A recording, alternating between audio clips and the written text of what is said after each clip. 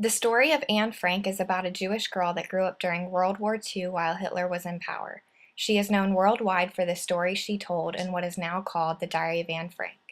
Anne's parents, Otto and Edith, made the decision to go into hiding to escape the Nazis that were taking over. While in hiding, Anne kept a diary that she poured the details of her life into. Anne's parents married on May 12, 1925, and decided to settle down in Frankfurt. Less than a year after moving to Frankfurt, Otto and Edith gave birth to their first baby girl, Margot. She was born on February 16, 1926. A few years later, they gave birth to another baby girl, Anne, who was born on June 12, 1929. Margot and Anne lived a fairly normal life. They played with children in the neighborhood, went to school, and enjoyed spending time with their cousins. Unfortunately, this didn't last for very long.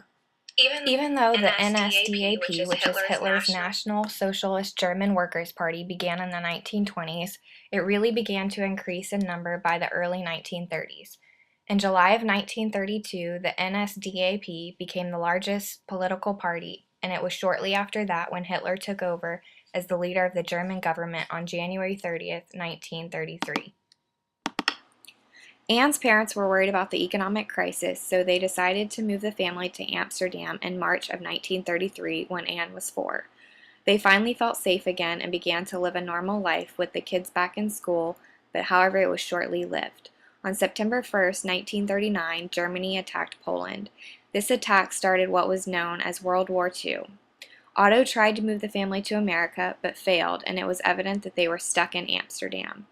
In 1940, civil servants were forced to sign an official declaration stating whether they were Jewish or not. All Jews in the Netherlands had to register where they lived, which is how they were called to Jewish camps. Jews were not allowed to own their own businesses and had to go to separate schools. In May of 1942, they were forced to wear a yellow star with the word Jew displayed on their clothing. On June 12, 1942, Anne Frank's birthday, she received a diary from her parents, which became known as the diary that Anne kept while in hiding in the secret annex. In this diary, she wrote a passage about what was no longer permitted. Our freedom was severely restricted by a series of anti-Jewish decrees. Jews were required to wear yellow stars, required to turn in their bicycles, forbidden to use trains, forbidden to ride in cars, even in their own. They were required to do shopping between 3 and 5 p.m. They were required to do frequent, only Jewish-owned barber shops and beauty parlors. They were forbidden to be out on the streets between 8 and 6 a.m. Jews were forbidden to attend theaters, movies, or any other forms of entertainment. Forbidden to use swimming pools, tennis courts, hockey fields, or any other athletic fields. Forbidden to go rowing. Forbidden to take part in any athletic activity in public. Forbidden to sit in their gardens or those of their friends after 8 p.m., and they were also forbidden to visit Christians in their homes. Jews were required to attend Jewish schools. Otto, Edith, Margot, and Anne went into hiding with 4 others: her man, who was Otto's business partner, his wife, Auguste Van Pels, and their son, Peter. Fritz Pfeffer, who was Miep Guy's dentist, also went into hiding at Otto's business. The hiding place is located in an empty section of the building behind a bookcase that conceals the door. The 2 families that went into hiding together were helped by 4 employees: Miep Guys, Johannes Kleiman, Victor Kugler, and Bep Voskujul. These helpers brought food, clothes, news, and moral support to the families. The only thing they had to do while in hiding was eat, sleep, study, and read. They had to be very quiet during the day because the business was still open. From time to time, the families disagreed, but for the most part, they got along. At first, Anne did not like Peter. She thought he was a shy and awkward boy, but as time went on, she found herself falling for him and was Anne's first kiss. About 2 years later, a mysterious phone call was reported to the authorities. On August 4th, 1944, all 8 people in hiding in the secret annex were arrested. No one has ever discovered who called the German security police to notify them that Anne's family was hiding in Otto's business. Out of the 25,000 Jews that went into hiding, 8,000 of them were discovered. The families were sent to 2 different camps.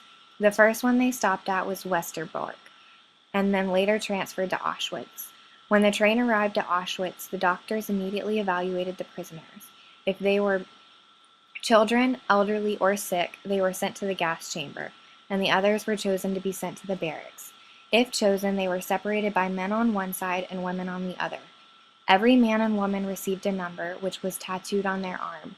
Their heads were completely shaved, and they received a prisoner's uniform to wear. Anne ended up in the same barracks as her mother, Edith, and her sister Margot, but eventually Anne and Margot were split from their mother and moved to Bergen-Belsen, where they both died in March of 1945. Anne was 15 years old when she passed away. When Otto was returning back to Amsterdam, he heard that his wife Edith did not survive. She passed away on January 6, 1945 in Auschwitz. When Otto got back to Amsterdam on June 3, 1945, after Auschwitz was liberated, he immediately returned to the two of the helpers, Jan and Miep Guy's house. Unfortunately, they had no news on Margot or Anne. When looking for his two daughters, Otto found two sisters that had been with Margot and Anne in Bergen-Belsen. They informed him that his daughters did not survive the war. After Miep learned that Anne did not survive, she returned Anne's diaries that had been left behind in the secret annex to Otto. When Otto read through her diary, he was touched at how thoughtful and smart she was. He was apprehensive about publishing Anne's diary, but he knew that was what she would have wanted. In her diary, Anne says, "I don't want to have lived in vain like most people. I want to be useful or bring enjoyment to all people, even those I've never met. I want to go on living even after my death." On June 25, 1947, Anne's diary called The Secret Annex was published. After the war was over, the secret annex was threatened. It was on the list of buildings to be knocked down. When people heard about this, they set up the foundation known as the Anne Frank House, which was founded on May 3, 1958. Its most important goal was preserving the hiding place and spreading the message of Anne Frank's life and ideals. Otto Frank devoted himself to working for human rights and respect. He answered thousands of letters from people who have read his daughter's diary. Otto Frank passed away on August 19, 1980 in Switzerland. Today, the Anne Frank House is one of the three most popular museums in Amsterdam. It was officially opened as a museum on May 3, 1960. Since then, the diary has been translated into different languages, made into film, and played in theaters. The story of Anne Frank is known worldwide and will continue